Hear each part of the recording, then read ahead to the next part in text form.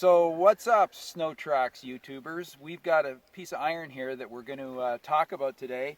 It's our first INDY XC 129. It's a 600. I know you all want to talk about the 850, and I get that. And we're going to talk about the 850 as soon as we get ours. Hopefully we're going to have it within the next 7 or 10 days.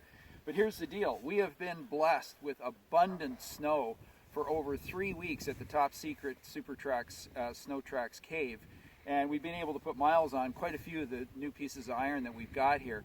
So this past weekend I was able to put 120 kilometers for you, those of you on the south side of the border. That's about 80 miles on this, and I got a chance to get a real feel for a production XC Indy. So I want to start talking to you a little bit about just general stuff, general technology. First of all, you all know that this is an axis front end. So from the tunnel forward, this is pretty familiar terrain. And it's good stuff. You've got the variable caster, double A-frame, IFS with Walker needles, compression side only, compression adjustable only, not rebound. But these are high quality dampers, and that is a high quality front suspension. So in case you hadn't heard, we really like the Polaris variable caster IFS. It works great. It turns in so predictably. It is such a great working front end that we have knighted it the best in the business in terms of handling and even in ride quality. This is a good front suspension. The Axis chassis is pretty versatile. We got to think that this thing here can hold a 600 Liberty, an 800 Liberty, and the all-new Patriot 850. So pretty important to keep in mind that the Patriot 850 has a completely different engine mounting system than the 600 or the 800 Liberty motors. And we're going to talk about that later because this is a 600. Okay, so we've got a really good functional windshield, thank goodness, because we know some of the other OEMs have finally solved the what's better, a high or a low windshield, by giving no windshield this year in model year 2019. I don't get it. This works good. It looks cool. It's a nice looking piece, and it keeps you warm. You've got the regular PID display gauge, even though this is a SnowTrax Select model. It's just the conventional gauge. You can upgrade that to the full GPS Bluetooth compatible gauge on a 600 or on an 800 or an 850. So okay, so that's the front end of the sled. New switch gear 2 years ago. It works great. It's intuitive. New kill switch, new thumb throttle. All of this stuff up here has been updated, and it works good. You've got single runner carbides on the front, and I don't know how Polaris does this, but those skis are so conventional looking. They've got a pretty mild rocker, but they don't dart. They bite, they turn in with precision and predictability that is, it's pretty crazy, really. Those skis are simple, but very effective. Okay, let's get into the meat and potatoes of what's going on here. This is what it's all about. The new Pro CC 129-inch closed tunnel. Look at that. It looks like an Assault, or it looks like an RMK. But it doesn't look like the Pro XCs with the external shock. And there are huge differences associated with this rear suspension in terms of beyond just the fact it's a closed tunnel. But let's talk about the closed tunnel. It's a 5-piece tunnel, and it's got these Assault style, RMK style, powder track style running boards, and these things are strong. I'm telling you, I'm amazed at how flex free these running boards are. The tunnel has got 5 pieces to bring it together. So the top of the tunnel is actually a cooler going one way and then coming back the other way, which is important to keep that in mind because the coolers are thick and heavy. So you might as well use them as a tunnel and not just use rivet them to an aluminum tunnel. That's a cool idea. It's being done in the industry as well. Skidoo's doing it a little different with a sandwich tunnel, but this is a good idea because you're getting effective weight control and saving pounds and getting a lot of rigidity out of the rear end. The seat is on the gas tank, and we're seeing that more and more with competitive models, that the seat and the gas tank are an integral part.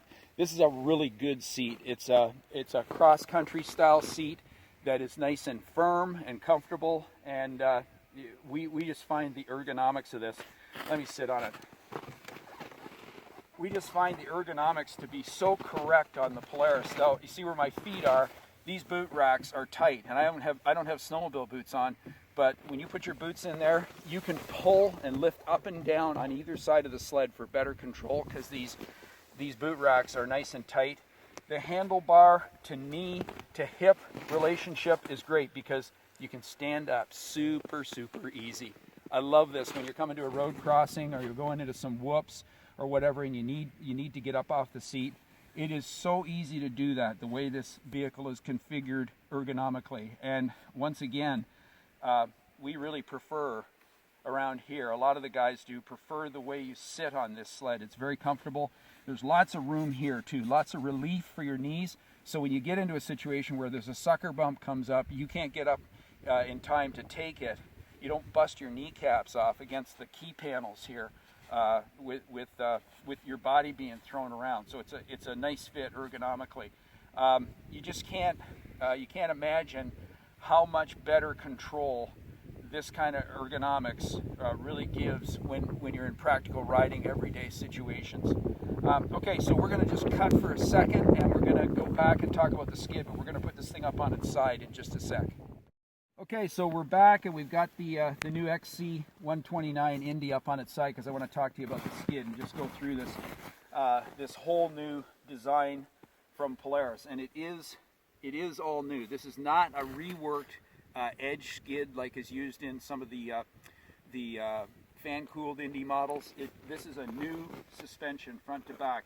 Check out the length of the front torque arm. Okay, so that should be familiar because it's essentially the same torque arm that's used on the Assault and on the Pro XC. But this is the trick of our motion, is a long front torque arm. Like, look at how much free rail, unsupported rail you have from this pivot all the way to the front. That's like an R motion, and that's what gets you through the bumps really capably with this suspension. Okay, now it's a 129-inch rail, so there's a lot of skid and a lot of track on the snow. You got rail doublers right under the bottoming snubbers for the rear arm to stiffen it up. You've got this unique, check this out, this is weird. The reservoir on the rear arm shock is halfway up the shock. There's the bottom, there's the top of the body, and there's where the reservoir is picking up the oil. Your compression clicker is under here. It's not like super easy to get your hand in there, but it's not super hard. If it's full of snow, it's a bit of a pain. The front clicker is over here on the far side, and it's really easy to get to.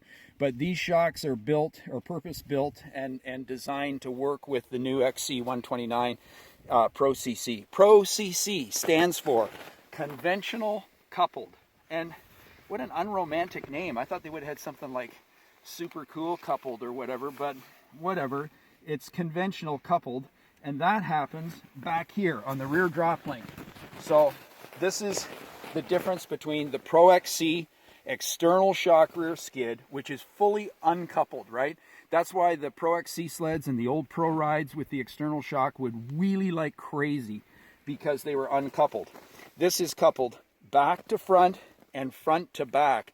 This bar here is a coupler stop for front to back coupling, but more importantly, this is what controls your weight transfer, this block here.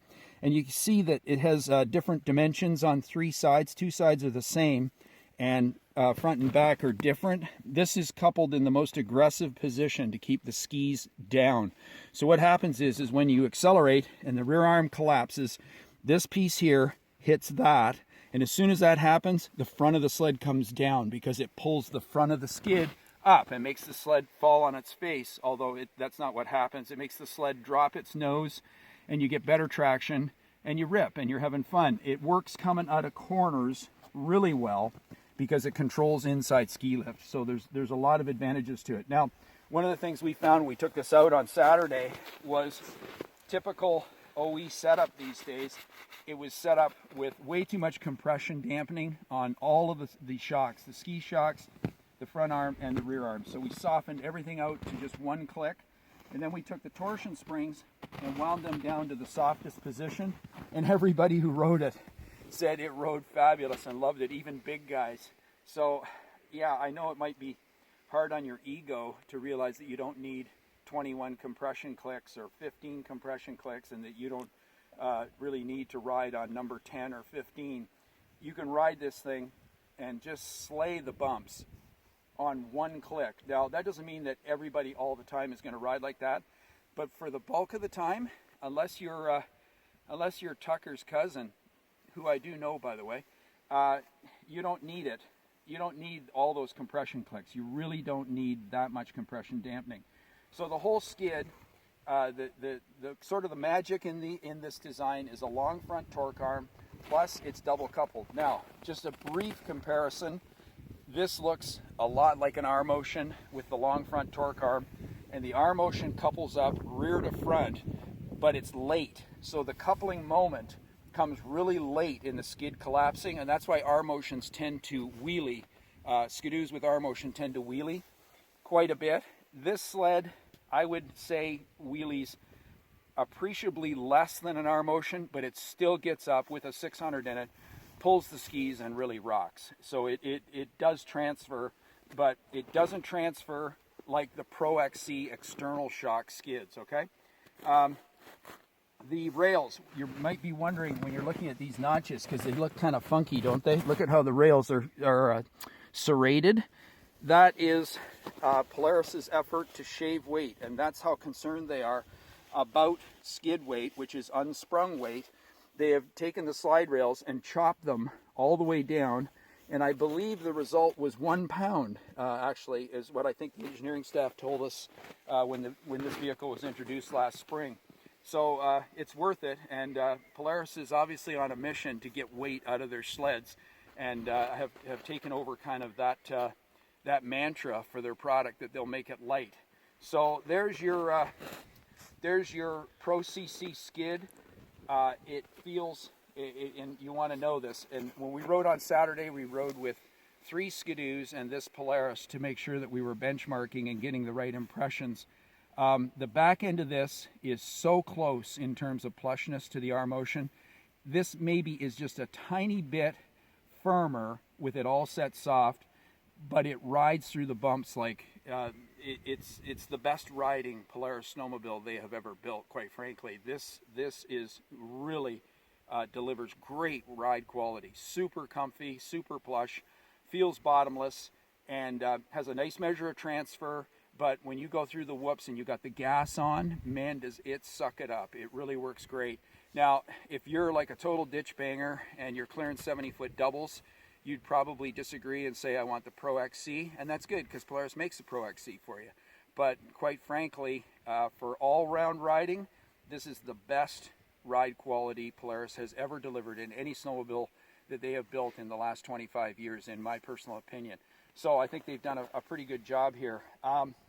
Some of the things that are a little bit unusual is that the sled is pretty familiar. When you pull up on it, people are like, yeah, I know, that's a Polaris. And then when they look at the back, they have to kind of know their Polaris genre and know the different models to know that you got something different here because of the closed tunnel and a 129. But that's okay, they'll learn. And in terms of performance, this 600, we had 2 600R Skidoos, new ones, and G4s with us on the weekend, and either of them hadn't run the clock out, so it's not really fair to draw a lot of comparisons. But this motor, which has been around for quite a while, this 600 Liberty, in a couple of different variations, but actually from the mid-00s is when it first landed. This is a very capable engine and delivers nice performance in this chassis.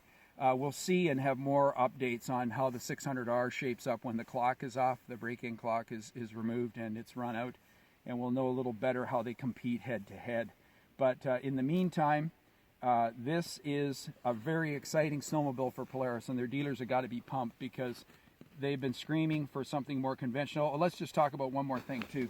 The tunnel gives you the ability now, you guys who are big milers, and there's a lot of you who want to tour, who want to carry gear. I mean, this is really cool because the Pro XC or Pro Ride version with the external shock is a real problem to try and carry gear on and to get saddlebags that look and work, and I've got some capacity. This is cool. You can set this up. Polaris has got stuff on the go to fit on here, and I'm sure there'll be guys who are using the link from Skidoo and adapting it to put it on this. But in the meantime, this is a good idea because you can really haul a lot of gear with you, and a lot of people want to be able to do that. There's a lot more versatility in the closed tunnel. So there you go. That's my Motorhead Mark's impression of this baby. I'm going to come back and I'm going to do it again with you when we get the 850 on the ground, and that won't be too long. So thanks for tuning in, and yeah, have a safe winter.